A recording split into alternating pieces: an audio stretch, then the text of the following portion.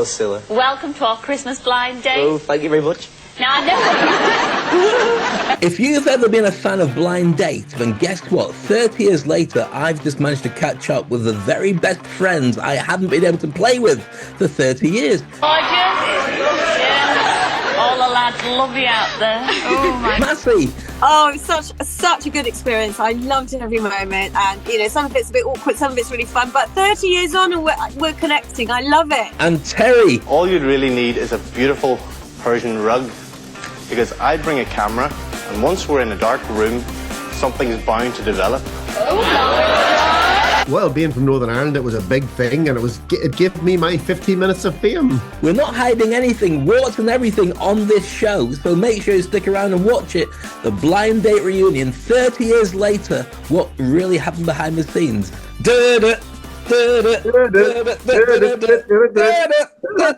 See you there on Blind Dates. So welcome to a very special edition of Speak on Stage, because 30 years ago, there was a show called Blind Date, which was probably the first reality TV show in the UK that got people from who were not part of the family of somebody who was a producer, just normal people, onto a show on Saturday evening to participate in a dating game. And it really took off because there were two TV shows at the time. There was Gladiators, followed by Blind Date. It's what the cool kids went on if they wanted to have a blast. And I am blessed right now to be joined by the two contestants, or the two participants in Blind Date that we did, 30 years ago. Ladies and gents, put your hands together for the incredible Terry McCartney, who competed with me but were best friends forever, and the gorgeous Massy Islami, who got to pick. How are you guys? Hi. Hi. Not too bad. Not too bad. Oh my goodness. Well, Massy made a point just before we came on air, which is, oh look, we all have to wear glasses now. Damn! I need to buy my glasses as well. Well, 30 years later, so much to catch up, and it's just incredible. But first of all, how are you guys, and where are you guys? Massy, you go first. Okay, so I'm in London at the moment. I'm staying with family, ready for Christmas, and I'm good, thank you. I'm good. Just a little bit cold, but I'm so happy to do this. This is great. 30 years. What the hell? 30 years. I thought I'd be dead by now. I should have been. You're in heaven, darling. Must be. I've got to explain for everybody. The reason you keep moving all over the place is because you're holding the phone in your hands. That's what it is, isn't it? Yes, it is. Let's try and do that. Look, that's perfect. That's better. That's much better. Yeah. I don't feel seasick anymore now. So, Terry, tell us, how have you been, sir? Yeah, I've been great. It's I can't believe it's been 30 years, Dave, and I know we've caught up a couple of times since on socials and that, but wow, 30 years, unbelievable. Incredible, isn't it? Now, here's the thing. We've got loads to talk about. We've loads to catch up on. But for anybody who's not seen the show, then we're going to do two things. First of all, we're going to let everybody see the show for themselves. As I mentioned before, Blind Date was the #1 TV show.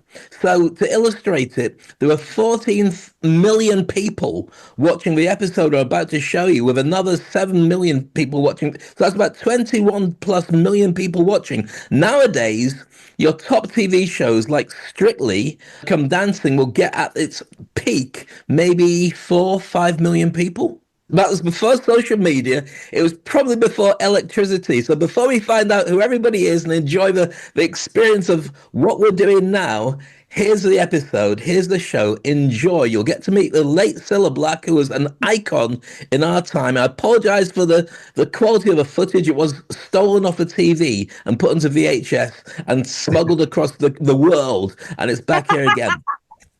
It was the Christmas Blind Date show from 30 years ago. Enjoy. This is Blind Date.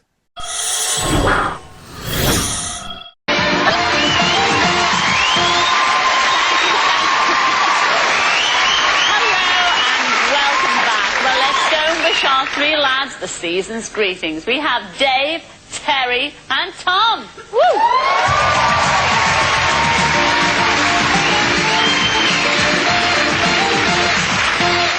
Hello, Dave. Hello, Scylla. Welcome to our Christmas blind date. Oh, thank you very much. Now, I know what you do. It is exciting.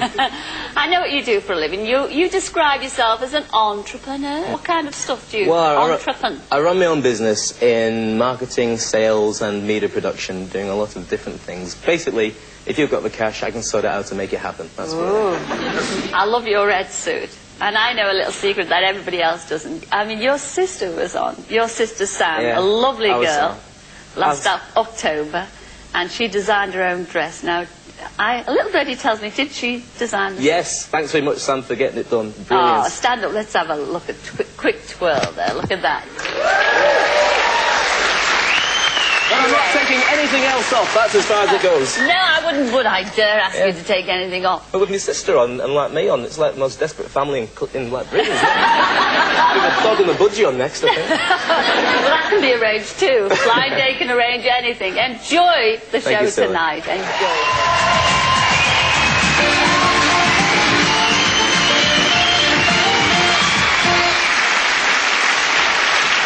Well, each of those three lads is looking for a stocking filler, and have we got a treat for them? Yes, she's from London. Her name's Mass, and here she is. Come in, Mass!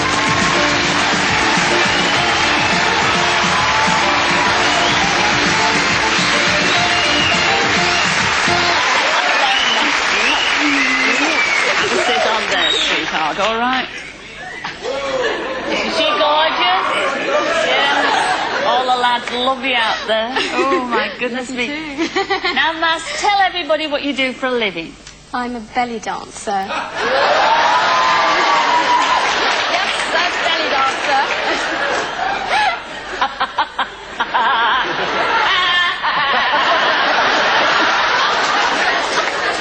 Oh, well, you're a little slip of a thing. I mean, I'm a normally... belly dancer without the belly. You look gorgeous. I mean, I've got to ask you. I mean, it is Christmas. Could you give us a little bit of, the, you know, the old belly? Could you do it? Sure. There you go.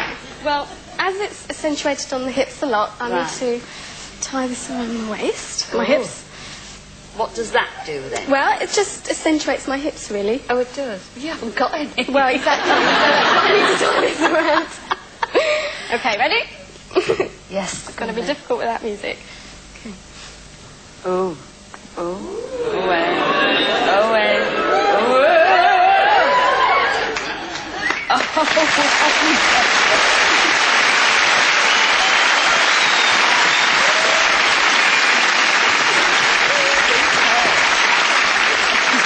Big for your rapture, isn't it?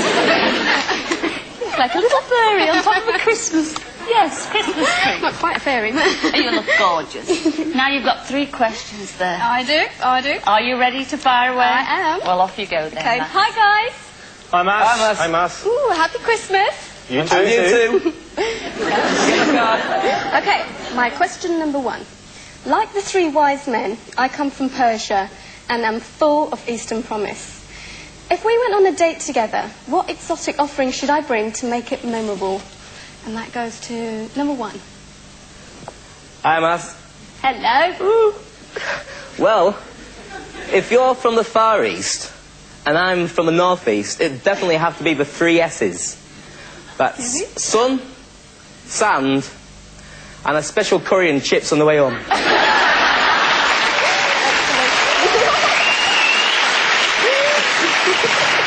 I was a bit worried then.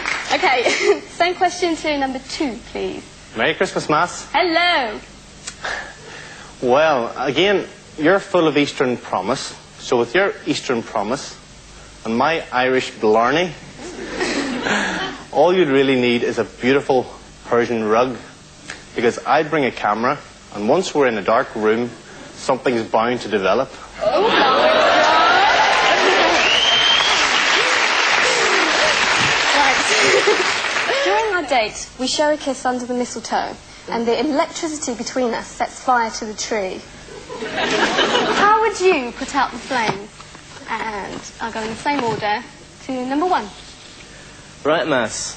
Well, if you and I were having a snog under the tree, it wouldn't just be in flames, it'd be an inferno. And with my smouldering looks and your fiery passion, we'd need the entire fire brigade to hose us down. Hot stuffer. Number 2, please.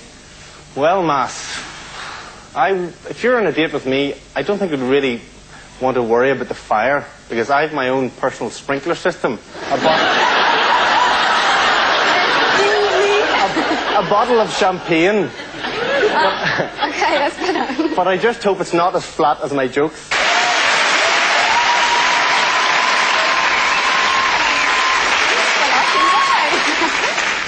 Number 3, please. Well, Mass, it looks like we're the last of the red-hot lovers. So why bother putting out the flames? Because with our burning desires, let's just sit back and enjoy the heat of the moment.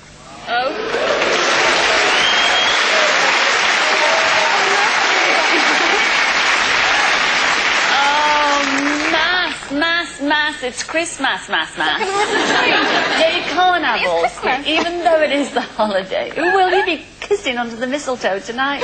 Don't tell us just yet. Here's our Graham with a quick reminder. Well, Mass, will you choose number 1, the blazing inferno? One thing you can be sure of, date him and sparks would fly. Or perhaps you prefer number 2, the Irish Joker. He'd like to take you into a dark room and give you a quick flash with his camera. Or how about red hot poker number 3? He thinks you'd make a good Salome. Sounds as if he's lost his head already. The decision is yours.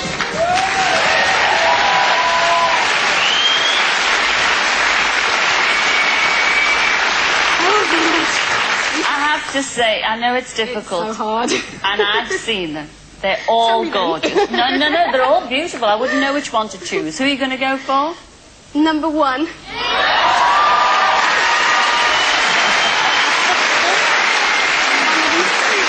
don't know. That's up to you. You chose number 1. That was Dave from Cleveland. Come in, Dave.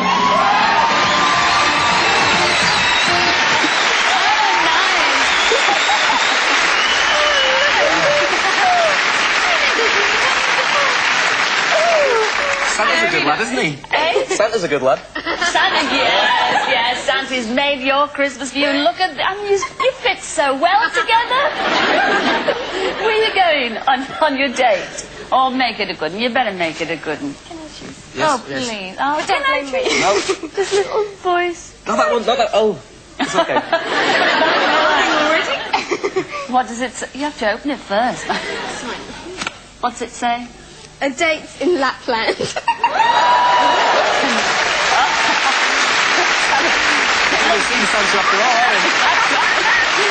I guess you are.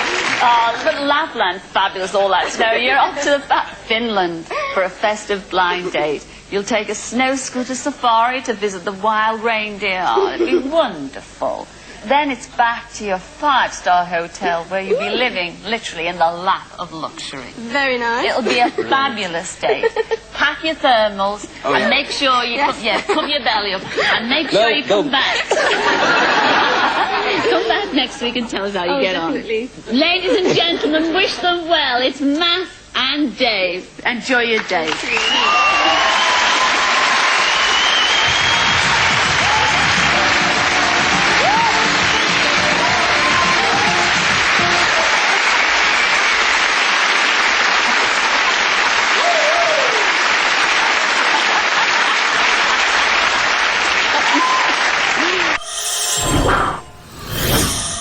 So welcome back to Blind Dates. Here we are. The grey hair is real. The only person with no grey hair is the lovely Massy.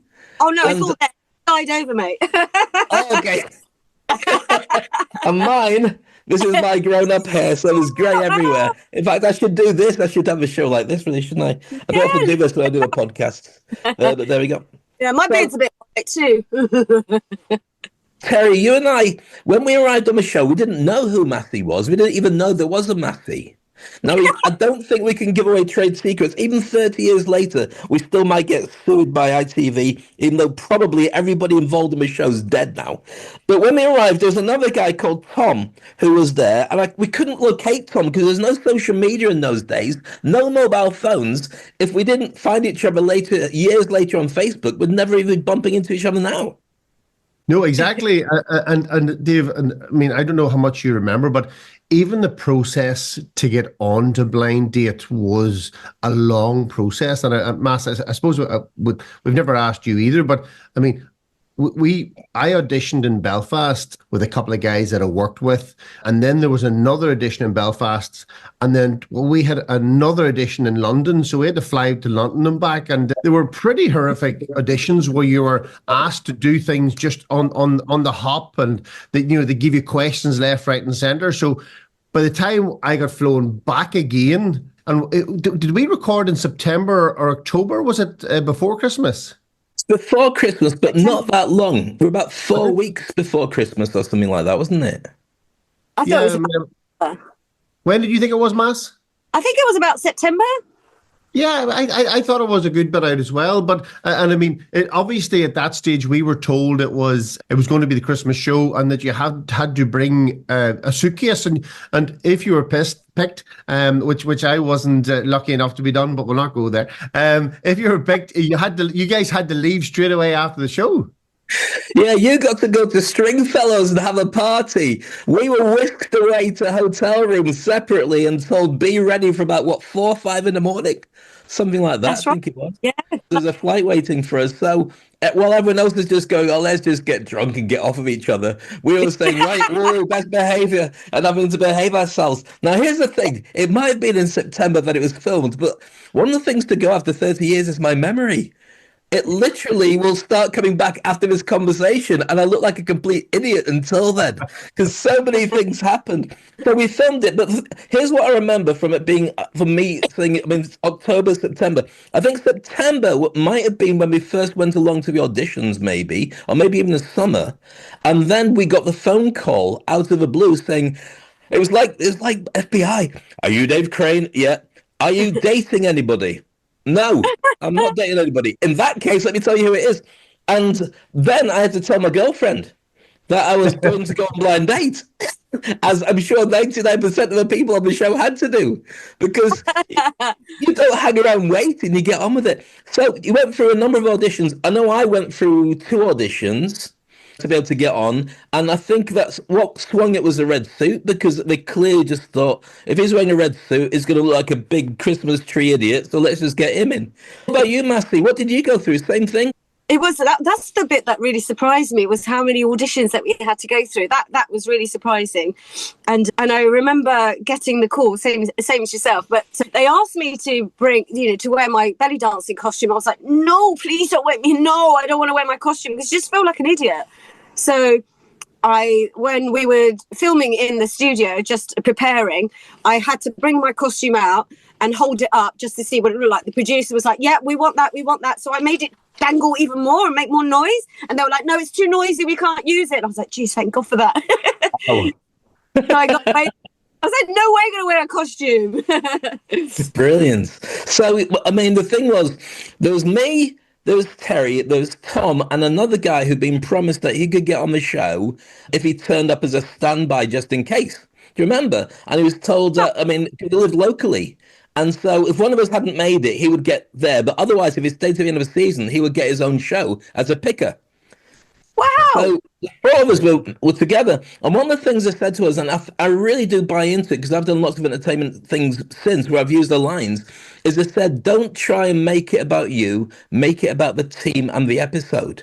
And I think that is one of the reasons that Terry and I have massive respect to this date, because this date, I should never say date, it's a loaded word, is we agreed instantly, let's just have fun. Yeah. And that's what it was all about. And it was only literally, I think, when they forced us to start getting ready, we thought, oh, it's telly, not just blokes having a laugh and getting on. Yeah. And Mass, did you have to do, like you were saying, did you have to address rehearsal with people asking you questions? No, I didn't. I don't recall doing that, but I remember like hanging around with Dominic Orange. Do you remember? He was the other contestant. Yes. And so he looked like a spitting image of his brother, Jason Orange. Jason Orange from Take That. In case anybody who doesn't remember, Take That is one of Take That. That's right. Yeah, that's right. And they were huge at that time. And we were walking around the studio because we weren't allowed to see you weren't allowed to see us. So we were walking around, and there was these little girls following him, screaming. And I was like, why are they screaming at you? So that was kind of distracting. But literally, the researchers were walking around making sure that we didn't see each other, because that's really true. You weren't allowed to see each other before the show. So that bit was really scary, because I was like, oh my God, who is it going to be? Well, they said to us that if we did see each other, they would cancel the show and send us all home. Oh, is that right?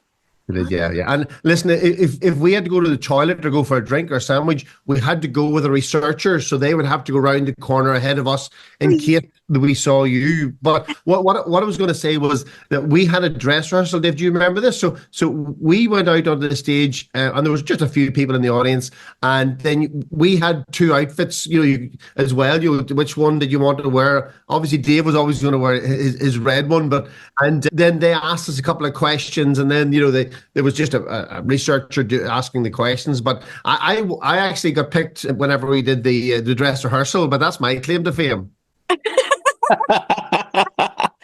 Goodness me, that's why it's escaped my mind. I don't remember. You know what? A large amount of it was just a big blur. I remember us having a laugh beforehand. I remember us getting to meet the producers and directors and researchers. And then I remember an audience, and the show was happening. And it's surreal, isn't it? You go out onto it and you meet Scylla. I mean, I think we met Scylla beforehand, but it's like a kid meeting Santa Claus.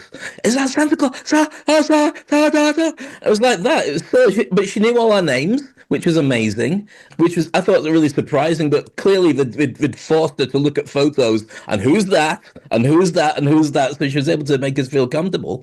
But then it kind of begun. Now, here's the thing. When we all got a chance to do the show, I was blessed enough to be lucky to be able to be picked.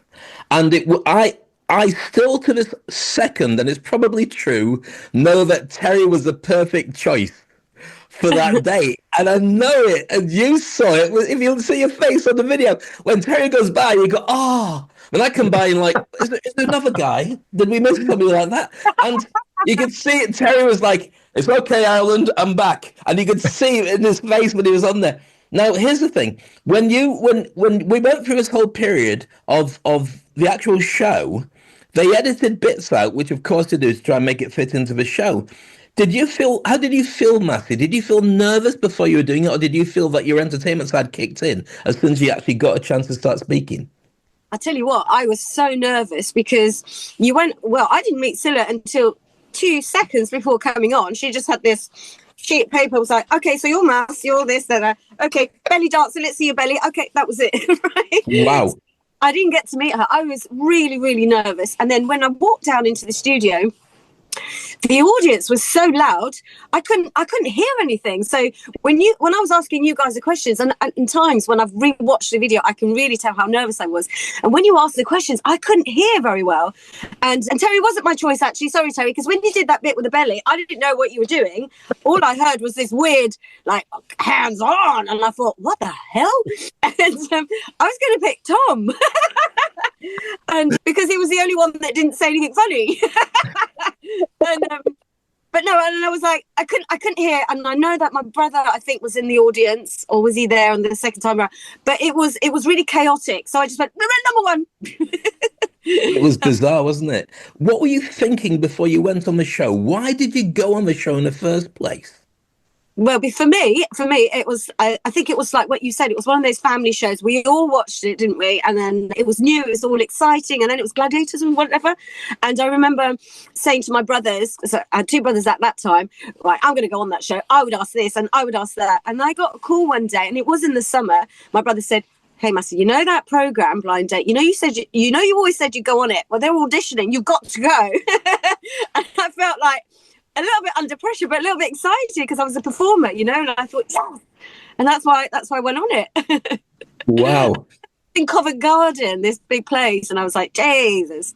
There's a lot of people there taking photos, and yeah, it was pretty hardcore. I was really surprised at how many times you had to audition, but it was really good fun. And I remember, one of the researchers who later went on to be with us for the specific show. But it became Ted. Ted! Yes! Oh my God! Do you know Ted was a flatmate of Steve Coogan? No. That was Mike. Yes.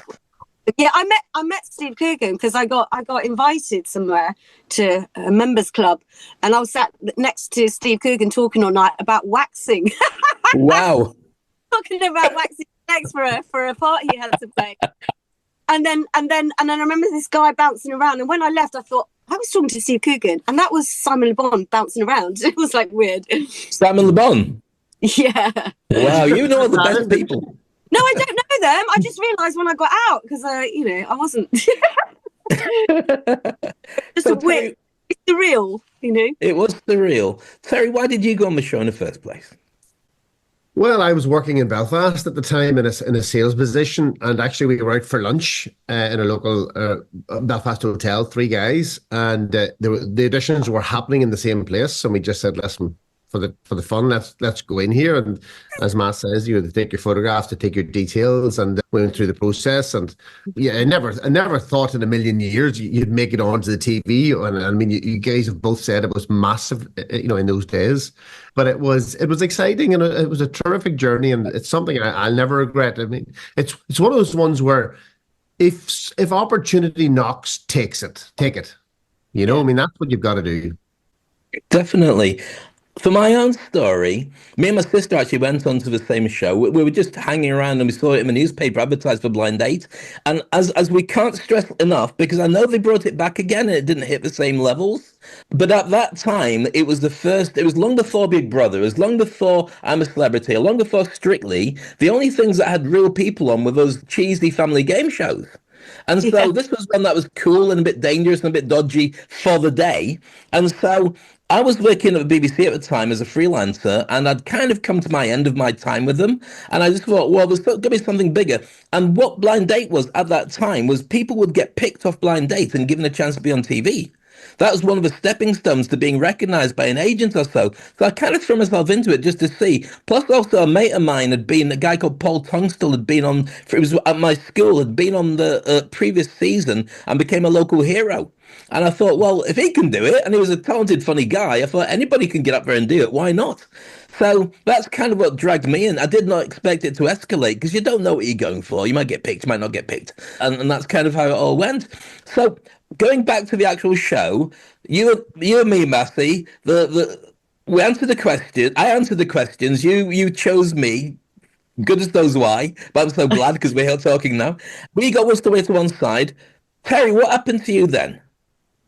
Well, it was a strange journey from the very start, and I mean, it was in LWT Studios, wasn't it? That's right. Yeah. So I actually still have the badge that they give me to go into LWT. Wow.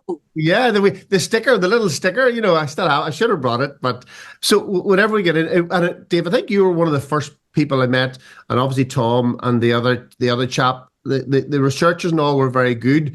So whenever and I'm sort of digressing a little bit, but Massy, I don't know if you realised, but then we are put into a room with a couple of researchers and we were given your questions. That's right.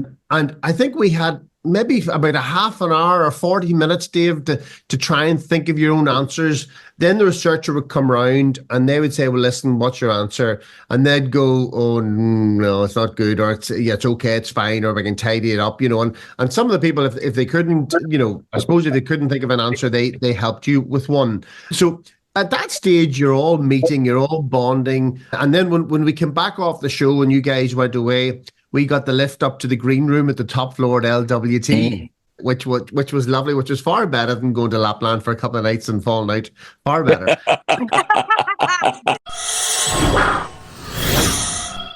When you got whisked away and you got a chance to chill out with everybody, the thing was there's lots of other people there from other shows who you could all see. It was like a lost island for ex-Blind Date people. It was, yeah.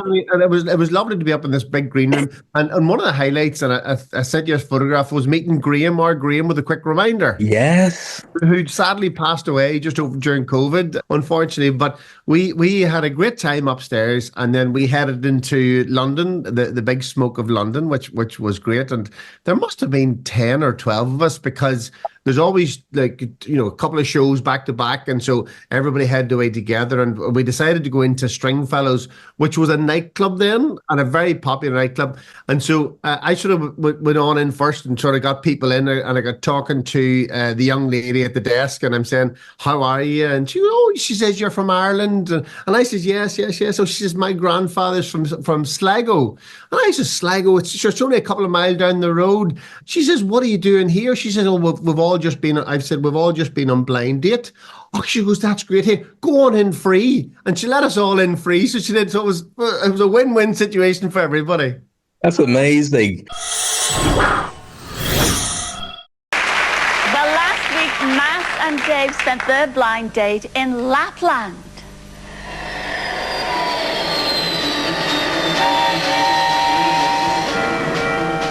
Snow, snow, Snow, snow, snow. it won't be long before we'll all be there with snow. Snow, snow. I want to wash my hands, my face and hair with snow. That's what I call a very cold shower. Snowing all winter through, that's where I want to be. Snowball throwing, that's what I'll do. Oh, I'm longing to ski through the snow. Right, left, right, left. Oh, my mum's not watching this. All right. Now that's a stag night. It's easy when you know how. You just get the grip of it. You just make sure you clean when you go around the corner.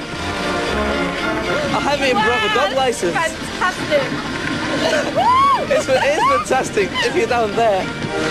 Have we got funny looking bums from here? Get a Rex fix on this.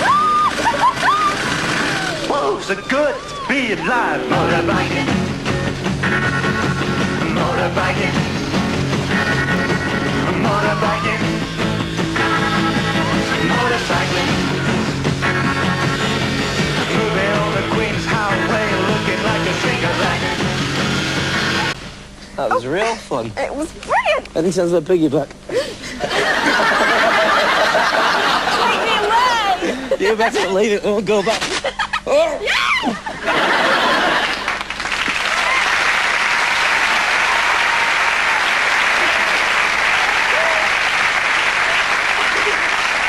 Well, Mass and Dave, it was all go in the snow. Oh, you're not kidding. Yeah, when you thawed out, did you warm to each other? Shall we find out? When the screen went back, I'd heard her voice, and I thought she was gobsmackingly good looking. She was incredible when the screen went back. And I was well chuffed. I thought she was really nice. When the screen went back and I saw David for the first time, I thought, oh my God, it's the same height as me. One of the problems, I think, was Mass keeps falling asleep all the time. She's like a dormouse. On the plane we were travelling through, and she said, "Tell me about your lifestyle." So I started going on about my 27 years of existence on the planet. Turned around and she was fast asleep. I thought, oh, thanks very much. So anyway, I said, if you don't like it, tough. I decided I was going to go, and I've always fancied like going away for Christmas, and Lapland sounds like a great idea. And that sort of brings me up to date. That's my whole life story. Dave would probably say I was like bagputs because I slept so much and I ate so much. But he doesn't understand it was the extremes of temperature. You'd go out and it was -40, and then you go in, it was boiling hot. I just wanted to sleep. Mass and I went dancing one night, and everyone was waltzing, but I like dancing. I thought I'll give anything one try. And I asked her to dance, and I don't know whether it was the fact she was cold or she wasn't in the mood, but she said that she didn't want to. So I left it alone. By the end of the night, she danced with every man and his husky. And I didn't put a sniff in there at all. David didn't try it on with me at all. That's because I didn't give him the chance to. I'm a very sort of warm, touchy, sort of physical person, and I wasn't that way with David at all. I just didn't want him to have the wrong idea. The most irritating thing about Mass for me was the fact that despite the fact she was very good looking and she was very nice and she giggled all the time at all the right funny bits, it got a bit tiresome after a while. She was too nice. I would have liked a bit of a darker sense of humour in there as well. I suppose it's like fast food. You go and you get yourself a nice burger, but it goes cold after 3 minutes and it doesn't leave you very full. If I was going to club and I'd never met Dave before and I'd seen him there, then I probably wouldn't talk to him. If I met Mass in a nightclub, I would have steamed straight across, because she is very good looking, and asked her to dance, and seen how it would have gone from then. And if it hadn't gone anywhere, I would have dropped her and moved on to somebody else. As it happens, we didn't get that close, and we didn't get that far, and so she missed out on meeting the sexual heavyweight champion of the Western world. I don't have a regular type that I go for at all. My type of men that I go for from the one extreme to the other. But if I did have a type, I don't think Dave would be one of them. If I hadn't met Mass on blind dates, I would have blown her out a lot earlier. Because life's for living, she's a good friend, and I've got lots of good friends. I didn't come on blind date necessarily to meet another one. I don't think I've ever dreamt of anywhere more beautiful than where we went. It was just fantastic, and there's no way that you could go someplace like that with somebody and not enjoy it. And, you know, it was brilliant. We had such good fun, we really did, but there was no romance. At the end of the day, I think all that we had together was we'd been on the same date. And she's a nice lass, but I think if we'd stayed together longer, she would have got on my nerves. Big style. Oh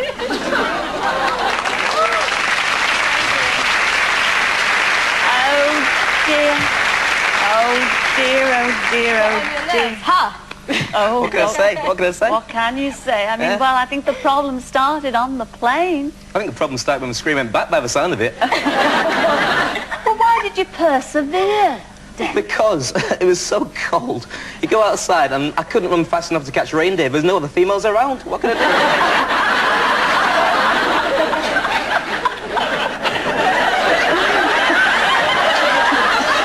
Well, you've got to admit, Massy did make the effort. I mean, even in the club, when you went dancing, they played waltzes, you know, and you refused to dance. And in your words, Dave... Actually, you didn't ask me to dance. I did ask... Excuse me. I did ask you to dance. First thing when we steamed in, I thought this will be a bit of a giggle, and you went... No way, he's a liar. He's a liar. Well, what about all the men at the end of the evening? In his words, you danced with every fella and his husky. In the villages all around, you know, with the huskies and stuff queuing outside. Can't believe it. And she danced with them all. Sorry? Did you dance with them all? No, I didn't. No, the nightclub closed. You said on film there, I mean, she was smiling and giggling all the time, and it was beginning to whir you down. Well, there's one thing that hasn't been mentioned, right, and I'll show you. If you sit next to Mass and you go...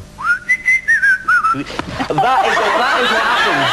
Now, one little clue from that, she hates whistling. Now, she hits you if you do it, and I can see it when we get married, obviously. 2 years down the line, that'll be a thumb on the head. 5 years down the line, when there's loads of little kids running about, she'll be running through the house with a baseball bat saying, "Oh, whistle, there's one of you!" Like. I can't stand whistling. It does my brain in. And when Dave... Oh, stop it. 1, 2, 3. You asked for it, that you I asked hated for it. whistling. He did it more and more and more. But I did the rest of it from out of arm's length so she couldn't hit me, so I was all right. Now, Dave, you said that you fancied her when you first saw her, and since then she says she couldn't fancy you in a million years. How do you feel about that? I can live with that. She's lovely. She's a really nice lass, and somebody out there will be the ideal husband for a short while, and I think... Well, thank you both very much for coming back on Blind Date and telling us all about it. Ladies and gentlemen, Mass and Dave.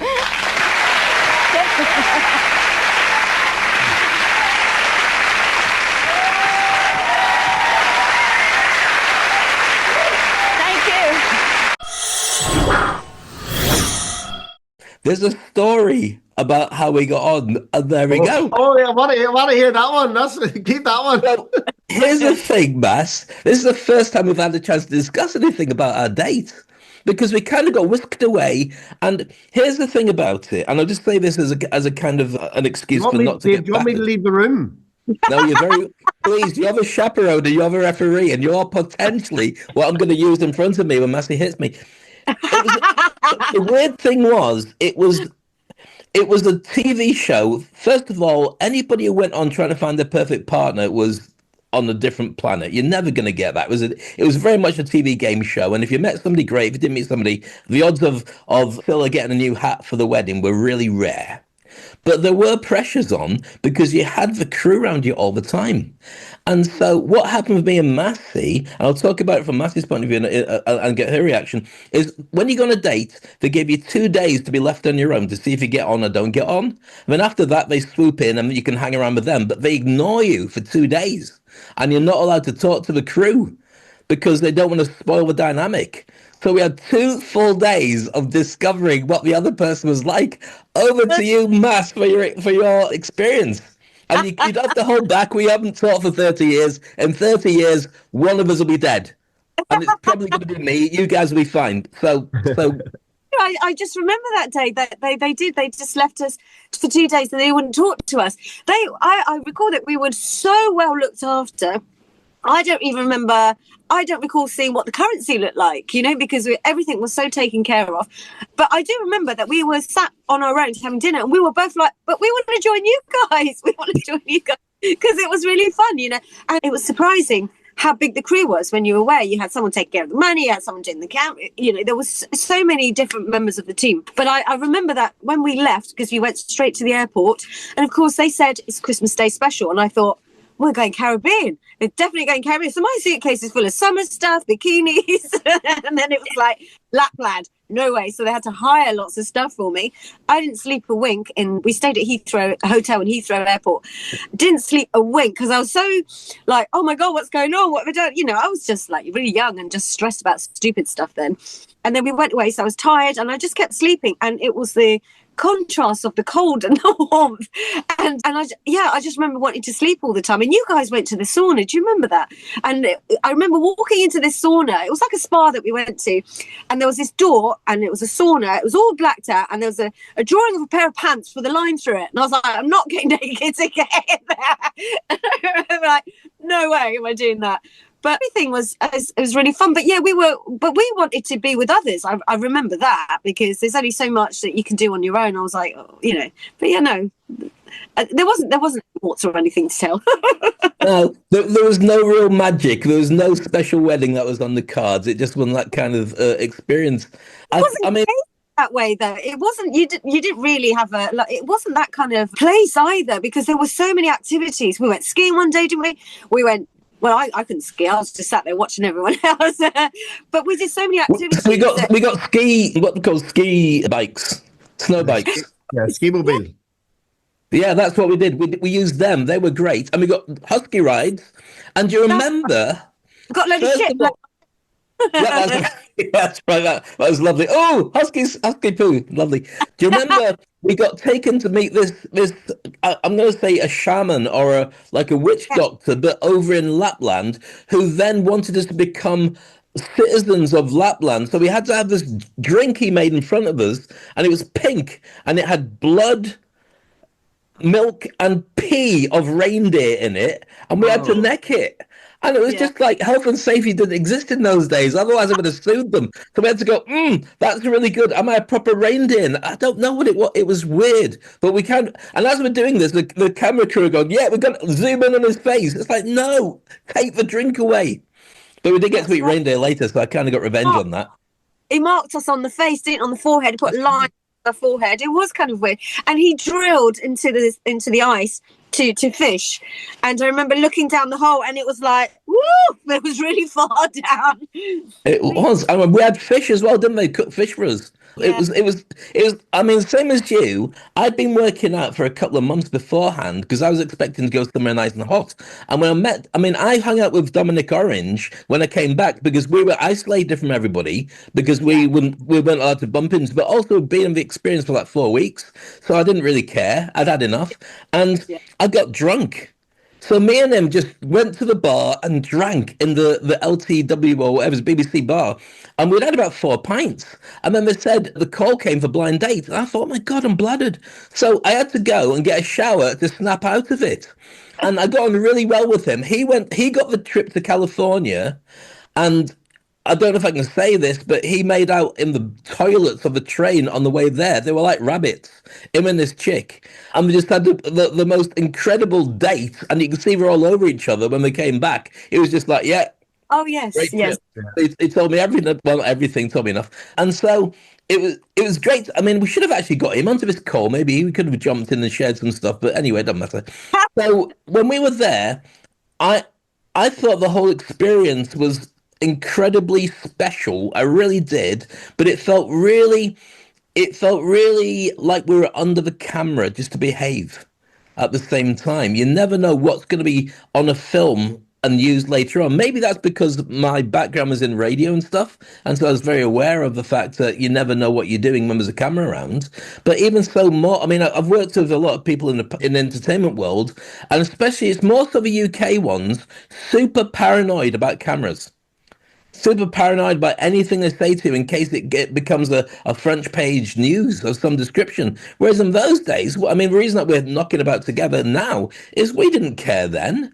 Yeah, We just laughed, and the idea that the story could, in fact, there's another story which I can't really elaborate on, but somebody I was very good friends with, her story blew up and became front page news in the dailies, and she had paparazzi camping outside her house. Yeah. And chasing after her down the street for about a week or so. She then moved to London to hide with her sister. And I mean, that would have been, for me, would have blown my mind. You know, that would have been horrible to experience that. So I think we all came out a bit lucky that we get, on the occasion, recognised. Because if I get recognised for Blind Date, I think they're making it up. I think somebody's gone like that. He thinks he was on Blind Date, and they come, "Oh, you're on Blind Date." Wait, I'll say, "No, yes, I was. How do you know?" "Oh, I remember you." I'm thinking 30 years ago. I don't remember me 30 years ago. Yeah. There were things that were very specific though, weren't there? So you would remember the red suit, the Irish accent, the belly dancing. I think Christmas Day special, I think there were certain things that made it stick in your mind. And like I said, it was on Christmas Days. Everyone was watching it. That's what we did. It's what we did, and we've now got a WhatsApp group so we can share stories of what's happening since. I mean, that's 30 years ago.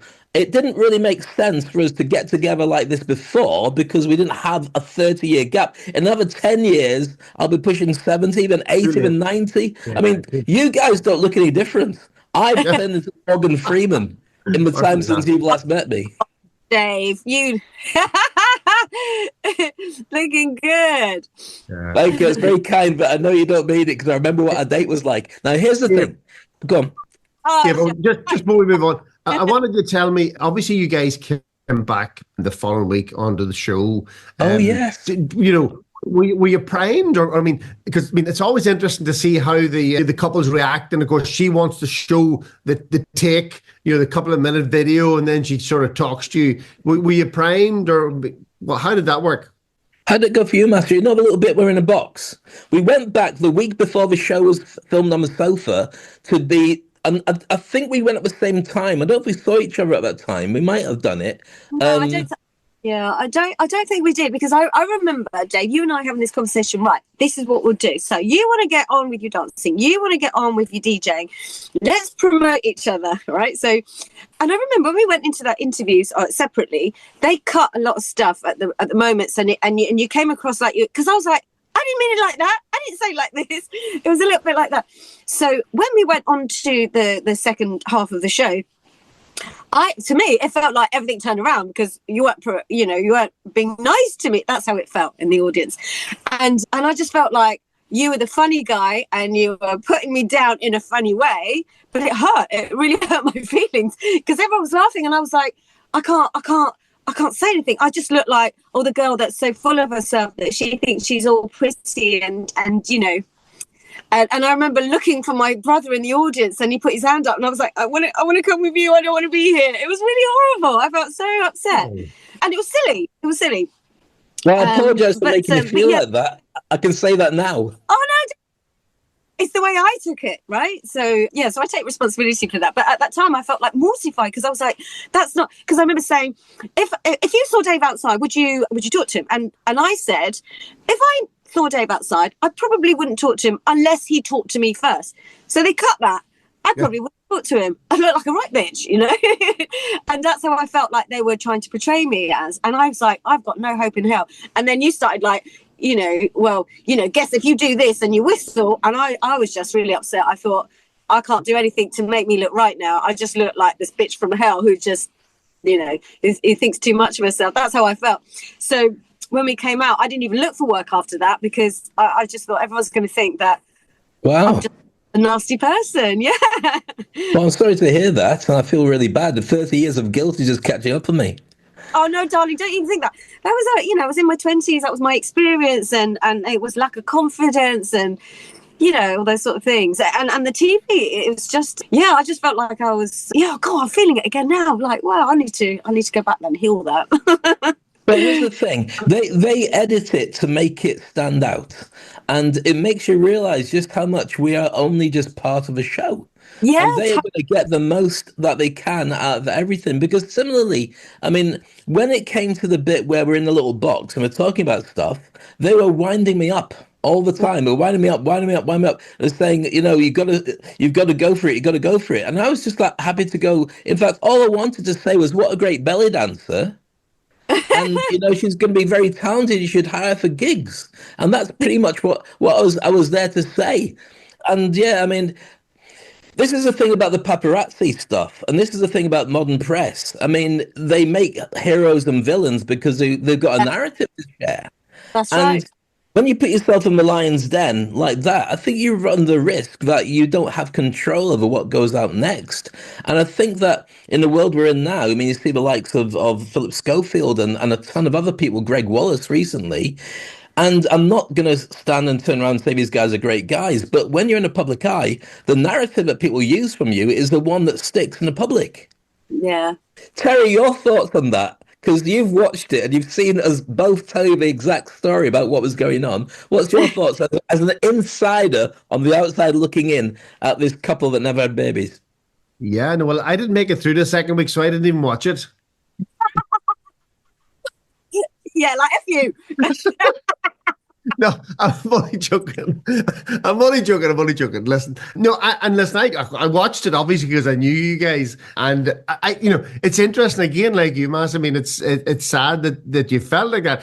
To me, it didn't come across like that I remember, but and I mean, they didn't want you calling in and saying pleasantries about each other because that doesn't, get the crowd going around. So the more, there always needs to be a baddie and a goodie nearly, you know what I mean? And that can revolve. And I mean, obviously that's what happens. And I mean, even if you think about, you're talking about the couple of presenters there, we were talking earlier about would you go on Love Island or I'm a Celebrity? Again, you're left to the producer's discretion and which bits they show about you, and you've no control over that whatsoever. So and you don't want to go in there and be nothing. So you've got to interact, and then it depends which bits they cut. As you say, Matt, by cutting out 2 or 3 words, it's a completely different meaning in what you said. Yeah, absolutely. But I didn't realise, Dave, that you'd had a few drinks before you came on the sofa. I was off my face. I had 4 beers, 4 pints, and then I had about 2 coffees because because the whole thing had been from the minute you get the phone call saying you're going to be on the show, you're in a world like the Truman Show where literally everywhere you go, everything you do, because you're sworn to secrecy, you can't tell your family, can't tell your friends at all until the show's aired. So I couldn't even say what was going on. Even when I came back after our date, I couldn't tell anybody anything, because you're not allowed to. And so it's a lot of pressure to be in your head. Even those days when we were daft and we didn't really have that much else to worry about. And so I just needed to let off steam. And getting to the sofa day, at the beginning of the day, had kind of felt like the home straight, like it doesn't really matter anymore to me. But clearly it did, because that was the one that everyone's going, oh, let's just see what happens. And when it all finished and I came home, I'm going to ask you this question. What's the number one question that people asked you after seeing you on Blind Date? Who did you pick and why? Who did you go for? Why did you pick that person? What was your experience, Terry? What was the thing that people said to you most afterwards? Yeah, well, I mean, I think Mass mentioned it. I mean, everybody said, listen, was it a fix? And I said, yes, most definitely. I was never going to win. No.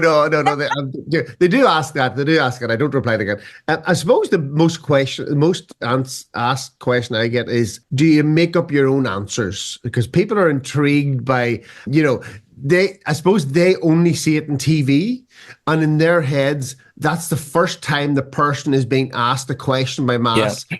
And people are, able to rhyme off an answer, which in true life isn't possible. Obviously, I mean, unless you're very, very, very funny. So that tends to be it. So it's nice explaining. I think I found it nice explaining to people a little bit about the background, and they have been genuinely interested. That there's so much secrecy, and B, so much time putting into saying, listen, right, let's make sure these guys don't look complete idiots. We can look that way ourselves, but give them the question and to do that. And do you remember your questions that who made up your questions, or who helped you with the questions? So when I was asked to come up with 15 questions, and there was a pastor at my 15? 15, yeah. So I was like, guys, you need to help me. I was in the office. My office was so supportive until I got made redundant, and I thought I got made redundant because I was on the show, and I was like, is it because I was on I did. I got made redundant because I was on the blooming show. Yours is real. And in fact, I bumped into that owner of the business not too long ago. I said, you sacked me because I was on Blind Date. He went, no, Massy, I never did. It was never because of that. So I made him buy me a bottle of champagne in the pub. Wow, that's good. I'm sure Dave will have to do the same now because he offended you so much in the program. I'll have to send it in the post for Christmas for next year. Oh no! Please don't think like that, darling. It was just the way I was at the time. I was just pretty sensitive. Well, I'm sorry about that. What I got was two questions, of course. How did he get on was the first question, and the second question from everybody is, what was Scylla like?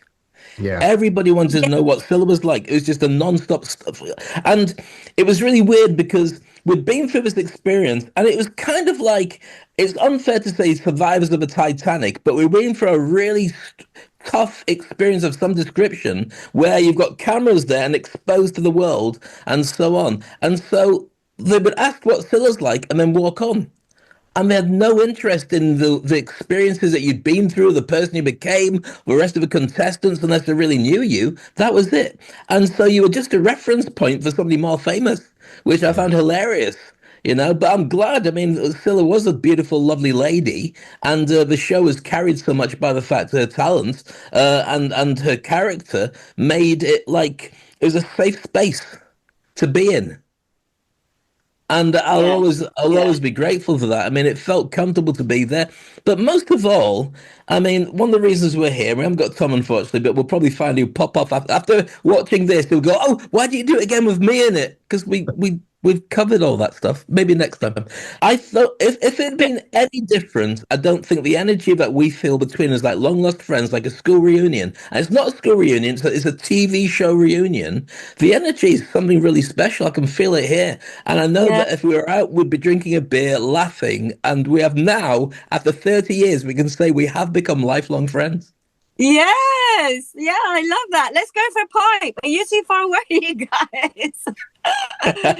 Well, I'll send you. I'll definitely go to Dubai. I'd be happy. I've never been to Dubai, so listen, I'd love to go. You have to go to Dubai, and as soon as you get here, I've never been to Dubai. Let's do it. Let's do it. Let's do it. Let's get on a stage and bring our partners and see if they would choose us against everybody else who was on there. I guarantee it'll be a no. I guarantee. Now you've got a lovely. Go on. Yeah, I was going to ask, what are you doing now? What do you work? Do you have family? I mean, what is happening with you now? So since then, I left the UK to go looking for my fortune, like Dick Whittington, with my sandwiches in a bag and my cat, but I'm allergic to cats. And so I came over to Dubai. I was DJing in a bar, which was like a step down from really being on the radio. But as I was DJing in the bar, Dubai in those days was it was an emerging place. 30 years ago, it wasn't really in anyone's radar. So if you're DJing and looking after people who are out there in contracts, it's quite an important part of the community. And so during that time, a radio station started up.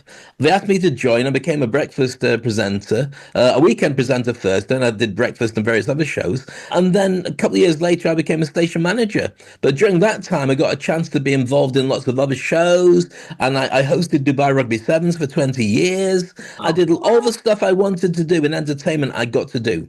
And so I've got no regrets about everything. But the only challenge is I would have loved to have been able to do it in the UK. But I didn't. I did it in a foreign place, which now is home to me after 30 years. I feel more at home in Dubai than anywhere else in the world. I've got a beautiful wife, Aziza, gorgeous daughter, Maya. I've got 2 dogs, one of whom is active and mad. The other one is looking towards walking towards a light any day now. And I'm sure one day that'll be the same for all of us. But I go back, my mum's still with us. I go back to the UK when I can. I Zoom her every night like a good boy. And I'm still very good friends with all the people who stayed in contact. But the hardest thing I think in those days was there was no social media. So you had to re-find everybody.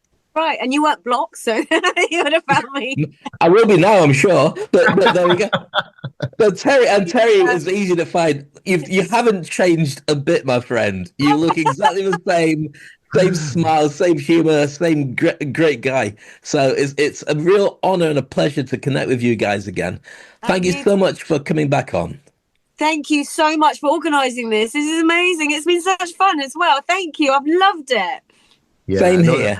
Yeah, I agree. You know, I mean, it would be lovely to meet up again at some stage if life permits. But it has been lovely catching up with you two in as person as much as possible.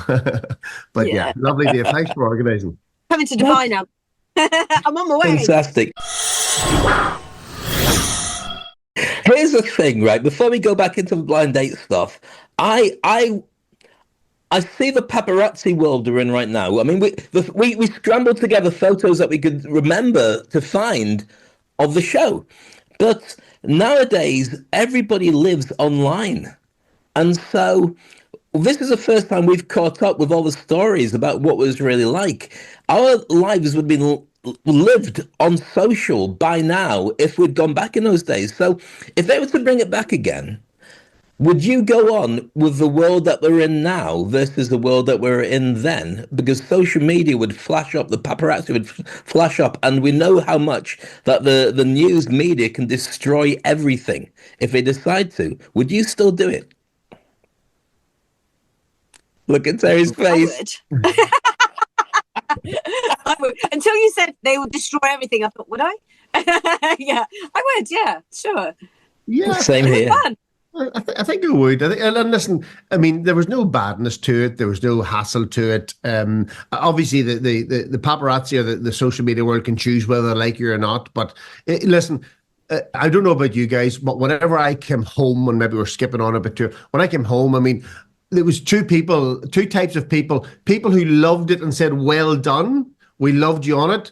And people just said, oh, you're a complete dick. What did you go in that for? You looked real... I don't know whether I can curse in this, but you know, you look like a real. Say what you want. Yeah, he said, you know, so there's two people. People loved it, and they said, "Oh, you were great." People hated it and said, "Oh, you're such a dick," and go for that. So hey, you can't win them all, and if you got to have thick skin if you're going to put yourself out there.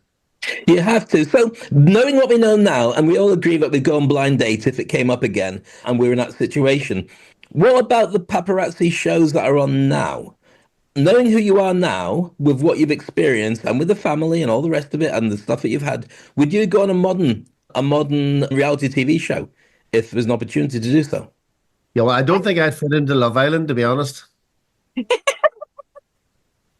I think we're all too old for that. No, do you remember they had old people on it? They had old people blind date, and it was kind of like their last chance. There was, yeah. I'm too old for that, mate. No. I would definitely go on it again. Definitely. I thought it was really good fun. The only one I wouldn't go on to, and I saw it the other night and called me a prude, was Naked Attraction. What the frig is that? Yes. You know. Different generation. Exactly. And I mean, in those days, I might have looked okay. Nowadays, Mr. Potato Man is not getting naked anywhere, at least not in front of me. I think my dad in heaven would not be very proud. No, I don't think I'd be very proud to be on it, to be honest with you. So, Dave, I think, just to answer your question, I mean, the reason why you went on blind date was obviously to further your, career on the big screen, So I sort of feel that unless that is your goal, there's no point in going on it now, because, if you look at the ones going on Love Island, as soon as they go on, their social media followers, explode, and they get all sorts of things. And I mean, there are so many people that have done well out of it. There's lots of people you've never heard of again. But if that's what you want, then that's what you want. If you want to live a quiet suburban life and nobody to bother you, then hey, listen, it's not for you. No, I agree with you. I remember reading a book about the making of Big Brother, and it was all about the fact that they got tons of psychologists who work with the people before they go into the Big Brother house, and they work with the people when they come out of the Big Brother house. Because what happens is you go on, you experience this incredible blind datey type experience, but it's non-stop with cameras in the toilet and everything. But when you come out, you don't know whether the country has chosen that your biggest evil git on the planet. You come out thinking everyone's going to clap and say, well done, but they've voted you out. And so there's nowhere to hide because everyone's got their own opinion. I found that when we did Blind Date, because it's filmed slightly in advance, it was on Christmas Day, and then a week later we had return from our trip. So I went out on Boxing Day shopping, and I went to Newcastle city centre just shopping, and it was like a zombie movie. Everyone recognised me because in those days everybody watched stuff, and we just went. And the thing was, they weren't saying, "Wow, there's that guy." They're just going. And I can't work out whether it's because they think I'm in Lapland or it's just because that's how they deal with people. And it kind of scared me a lot. Because it just makes you think, imagine if you got celebrity all the time and you become currency, and everything you do, people have got an opinion on you, good, bad or ugly. And if you don't take a selfie with everybody in the room, then one person's got a story about how horrible you are. So we're quite lucky. Nobody had phones in those days. We just had a camera like that, a phone like that. And that's the only phones that we had to be able to call somebody up. Yeah, I was out with my wife and some friends on Saturday night in the pub, and a 60-plus-year-old woman come up and said, you're from Blind Date, get your belly out and wiggle it there. That's 30 years later, yeah. Wow. But I live in a small, it's a pretty small community. There's 20,000 people, so everybody knows what everybody else is doing before they know what they're doing, How long has she been stalking you, Terry, to be able to say that? Well, that's the other thing. And you did talk earlier about, people going on Blind Date to be famous, because, of course, Amanda Holden went on Blind Date. That was one of her first shows. Do you know, I've got an Amanda Holden story. In Dubai, I went along to a magazine I'd been working on for their 25th anniversary. I started chatting up some blonde chick who was sat next to me. I'm a blind chick, but the one I preferred in this case was the blonde. So I'm chatting away to her, and I said, so what do you do for a living? She said, I'm with the band, because there's a band on stage. I went, okay, what? She said, I work in PR. I'm with the lead singer of the band. I went, okay. And so we talked for about 2.5 hours about how she should move to Dubai, and the opportunities for people working in PR were great. And if she's got connections, her and her boyfriend should move the band out here and everything. So we talked. I wasn't creepy. I was just chatting. And then she moved on, and we carried on. Later on, I saw her on TV. It was bloody Amanda Holden. I had no idea, because I'd not watched British TV for 30 years. And this was about... You got her where she is today. Without me, she would have been with that guy from the band. She clearly stepped up a bit. I didn't realize, I think she just split with Les Dennis at that point. So she was kind of finding her own space. So that tells you how long ago it was. I had no clue until I started seeing it on reruns of TV exactly how big a name she was, And I remember there was a guy on Blind Date who got a job on a Top of the Pops wannabe show where he was a cleaner. Do you remember? Window cleaner, something like that. And we kind of humiliated him, to be honest with you. He's quite a funny guy, but they made him look stupid, and he didn't get his break. So it was a double-edged sword going on to these shows, I think, more than anything. What about you, Massy? What when you came off a show, what happened? Obviously, do you still get recognised to this day as well with people? It's amazing. There were two main reasons how I got recognised. Was one for the belly dancing, because obviously I still do belly dance, and I was full-time professional belly dancer at that time. So I did get recognised a lot, and also for being Persian as well. So in the Persian community, wow, everywhere. And even these days, if I ever mention it, people go, I remember that. I remember you now, just purely because of the belly dancing being Persian. It's so weird. And also, it was shown on Christmas Day. It was a Christmas Day special. So We were all at home then, watching it. Do you remember the lottery numbers that came up at the bottom? And I was like, get off my show. Yeah, you're hiding the huskies. Hiding the bit where we fall in the snow. Yeah, I know you see our heads just falling over. That was terrible. And we should have sued. So I left the UK maybe about 6 months later, something like that. And in fact, I know exactly when it was. It was September. I got a job in Dubai in September, and I used the notoriety to be able to meet lots of chicks. I've got to be honest, but also get some DJ gigs. But then you found after about 3 months, it kind of went a bit quiet. I actually got lined up for the Close Show, Don't Forget Your Toothbrush, MTV, and The Big Breakfast. And all of them, remember in those days you had a VHS. I'm just going to show you what I've been eating. So here's my shortbread for my Christmas. So about this size of VHS, which you'd send off to people in a post, and a letter which you'd have to handwrite or type if you're showing off. And then you'd have to wait. And sometimes it didn't come back. Sometimes it got replies. So we went to and fro. I got lined up for these 4 shows with all of them turning around and saying, what else have you done? I was like, well, nothing else. This is my chance to show you. And they all sent me Dear Johns just as 3 months later, apart from the Close Show where I had an audition and I made a complete donkey of myself. Because what do I know about fashion? I just BS'd my way. I said my sister was a fashion designer because at the time she was making stuff. And so I got in there and we all had to talk about our favourite fashion designers. And when you talk about, I like going to Next, that's not what they want to hear. It was pathetic. So that didn't turn into anything. So I was done. So then I lost my job at the BBC because we had a fallout because they said, well, you clearly want to go somewhere else and do it somewhere else. And I'm thinking, well, I want to stay here and be bigger. So in the end, I gave up and went to Dubai. And all the breaks I wanted to get from the UK happened for me in Dubai. Oh. And so I was really lucky. I was working in radio, TV. I got to work with James Brown, Spice Girls. I was hosting big events, all that stuff that I would have got in the UK, but I never got a chance to. So I kind of got it out of my system. After about 10 years, I'd hit all the targets I wanted to hit, so I could just chill out and relax. So I'm glad I did the choices I did. But to go back to the show, so once we'd come off it, once it had all been done, did you feel an anticlimax or did you still feel a buzz? And when did the buzz stop? Or has it stopped yet? Buzz for me hasn't stopped. I mean, every time it comes up, there is a slight buzz to it. But no, I mean, I think it was such a good experience. It was fun. I don't have any regrets about it. I thought at the time I was a little bit upset because of you, Dave, but I loved it and I wouldn't change a thing. I thought it was really great. I'd go on it again.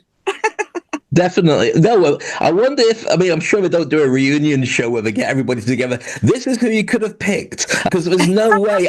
I couldn't stand there now and try and look attractive. From about the neck up, I'm kind of all right, maybe. At a push if you're not looking.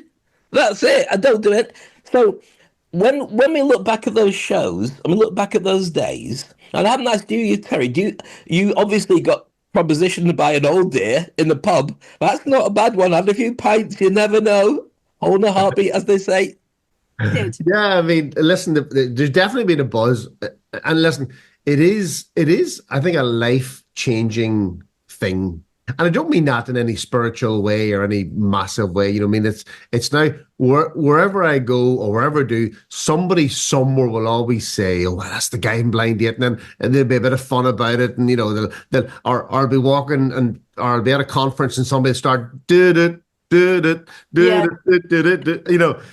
listen, I don't mind it, love it. It's nice to be recognised in that side of things. I don't think I would like the constant pressure. No. The other thing, and I must say this, was that I was in a strange position because my wife was Miss Northern Ireland. Wow. So that was, she was Miss Northern Ireland the year that the programme was recorded. And while we'd seen each other a little bit beforehand, it was nothing steady until after we'd recorded the programme. So we were dating on Christmas Day in a room with my parents watching the Christmas special going out, very early in our relationship. And we're still married, so I mean, it didn't affect us that much, thankfully. But it's sort of being with her and her being then a former Miss Northern Ireland put us into places where I got to meet these people, which was nice as well. And they would say, "Oh, you were on Blind Date." So it was a great conversation starter. I mean, I don't know, did you guys meet anybody from Blind Date? Massy? else, but you definitely have the lifestyle then. Wowza. Amazing. Amazing. Well, I hung around with a couple of people I'd met because I met them at the auditions. When we came back from our date and we got a chance to actually meet with mix of people, I met a couple of people then. One guy was a really funny guy who was a DJ in one of the local nightclubs, one big nightclub called the Mall, and he was very popular, and he didn't get picked, funnily enough, but he was a very, very funny guy. I hung around with him, and there's another lady that got, but other than that, I left the country. And I kind of didn't really bump into people. What was really strange is going to Dubai is because it was a Christmas TV show, people would video Christmas telly and send it overseas to their family, oh, this is what you missed on Christmas Day. So when I arrived, people saying, you're the blind date guy. And I'm thinking, I'm in Dubai, the other side of the world. We've hardly got telly. How do you know that? And it's because of that. But nobody got the second episode because nobody would film the second follow-up. It was just like that one. So I said, how did he get on? I'm like, if I had to turn the clock back, I would go and blind date again. But since then, I've had no need, interest, or drive to go on any reality TV show since then. That was my lot. I look at it now and I just think, oh my goodness, what are they thinking? I'm a celebrity eating No, just stop. You don't need it that much. Nobody needs it that much. Well, I have a story, I have an anecdote to tell you. I don't know, Dave, if you remember, but just a couple of months before we filmed the Blind Dates program, I was entered by my friends into a competition called Ulster's Most Eligible Bachelor. Right. In which I told a couple of jokes but I only came second, so I wasn't voted also most eligible bachelor. So when we came, obviously they sort of ask you, have you a party piece or what do you want to do? And I said, listen, I'd tell a few jokes, and the researcher said, well, tell me the jokes, and they weren't great jokes. He says, no. He said, no, it's not working. He says, can you do anything else? And I said, well, from a very young age, my dad could wobble my belly. Belly dance is a little bit excessive for what I do. But I said, listen, I can wobble my belly. And you could see, and it was only after I thought he could see him click, because he obviously knew that you did belly dancing. So he could see this will work. So he said, yeah. He says, that's what you want to do. Show me. So I showed him. And then that's obviously where Stella was asking me to do it, And do you know what? In the backstage, I remember one of the guys saying to me about accents. I said, "Oh, I really love accents. I love the Irish accent." And he had the same reaction. And I was like, "What's he going on about?" So they're already fixing it. But listen, I mean, at 7:30 every Christmas night at 7:30, I have to take my belly out and have to wobble it just to remind people. For the last 30 years, and this is going to be the last one in 2 days' time. So that you're going to be free. If I got my belly out now, it would never go back again. So that's not going to happen. Guys, it's been an honor and a pleasure catching up with you.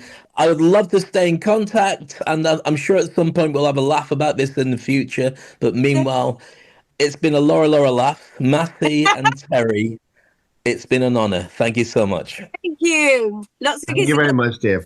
Christmas. Keep in touch. Happy Christmas. Bye. Well, that's all we have time for this week, I'm afraid, but we will be back next week to see how Laura and George and Ian and Kate enjoy themselves. And of course, we'll be arranging some more blind dates. So until then, it's ta-ra for now. Ta-ra!